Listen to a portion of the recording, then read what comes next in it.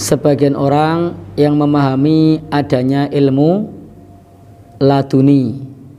Kalau kita takwa sama Allah nanti akan ngerti sendiri misalnya. Baik, Bapak Ibu yang berbahagia yang dirahmati Allah Subhanahu wa taala, justru ilmu itu harus dicari. Karena Nabi sendiri menyebutkan tolabul ilmi. Tolabul ilmi itu apa artinya? Mencari ilmu. Fardhotun, hukumnya wajib ala kulli muslimin. Bagi setiap muslim, berarti harus dicari. Nah, karena di situ ada kata-kata mencari ilmu hukumnya wajib, berarti harus dicari. Kemudian dalam Al-Qur'an itu ketika menjelaskan sesuatu hendaknya diilmui terlebih dahulu. Fa'lam annahu la ilaha illallah. Fa'lam, ketahuilah, ilmu dulu, baru la ilaha illallah. Maka terkait ilmu laduni itu, kalau yang dimaksud sebagaimana dalam ayat itu bukan seperti itu. Wattaqullah wa yu'allimukumullah.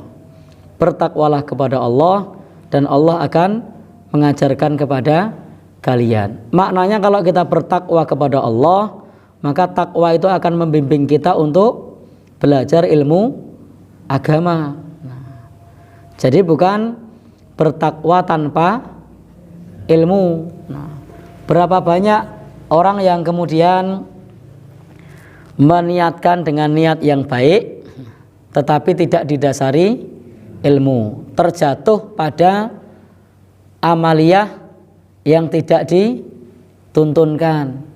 Nah, kenapa kok mengamalkan begini? Nah, ini karena hasil mimpi saya misalnya. Ini hasil mimpinya Simbah misalnya. Maka jadi di dalam agama kita dianjurkan untuk belajar. Ilmu tidak datang dengan sendirinya. Jadi ilmu tidak datang dengan sendirinya. Memang kullu mauludin yuladu alal fitrah. Setiap bayi yang lahir, dia lahir dalam keadaan fitrah, masih suci. Tetapi kemudian pengaruh luar itulah fa'abawahu yuhawidanihi au yunassiranihi au yumajjisanihi. Maka dia akan terwarnai dengan lingkungannya. Bisa menjadi Yahudi, Nasrani atau Majusi, tergantung pengaruhnya.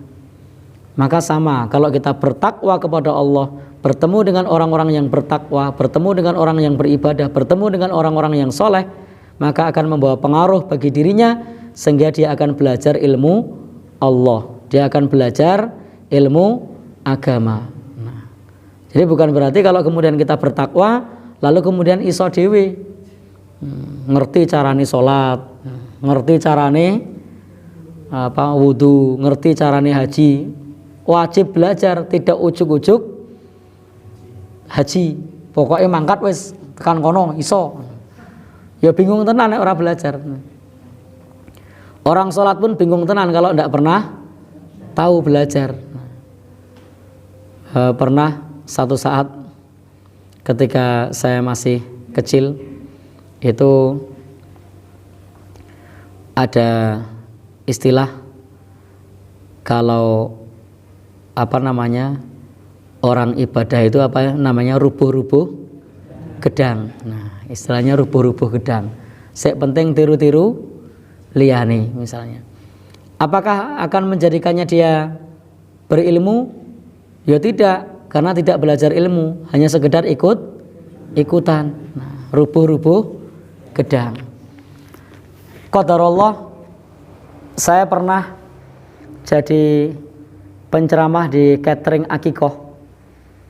Itu kalau ada, jadi di catering itu ada fasilitas, kalau pesan sekian all in, penceramah gratis. Nah, dan saya penceramahnya waktu itu. Dan setiap di acara akikoh itu ternyata tradisinya macam-macam. Nah, di antara tradisinya adalah tradisi mendoakan bayi.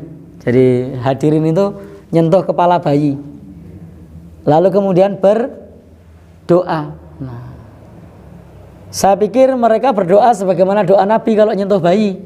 Allahumma inni u'idzuki kalau perempuan, atau Allahumma inni u'idzuka kalau laki-laki, bikalimatillahi tammah min kulli syaitani wa hammah wa min kulli ainil lammah.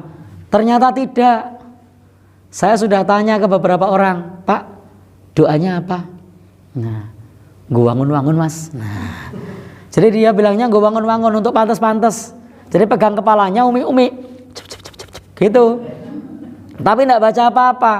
Kenapa? Karena hanya ikutan. Yang lainnya pegang kepalanya, masa dia tidak pegang? Nah, akhirnya dia berpikirnya sebenarnya podo karo liyane pegang kepalanya, yang penting mulutnya komat kamit. Nah, padahal tidak apa?